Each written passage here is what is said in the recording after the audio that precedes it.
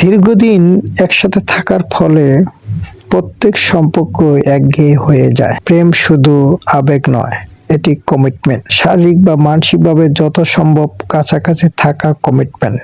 কিন্তু এই কঠিন একাই মানুষের সাথে সর্বদা হাসিখুশি থাকা, খুনসুটি করা, শারীরিক উপভোগ ভীষণ কঠিন। এসব ঘাটতি আসে এবং ঘাটতি এলেই মানুষ অন্য কাউকে সন্ধান করে, অন্য কারো প্রতি মুগ্ধ হয়ে পড়ে। প্রেমের প্রাথমিক সেই জলকানি পুনরায় খুঁজতে থাকে। না, এভাবে সম্পর্ক হয় না, আর আশায় না, আগায় না। সম্পর্ক হলো সেই মানুষের সন্ধান ও তাকে খুঁজে পাওয়া যে ছেড়ে যাবে না।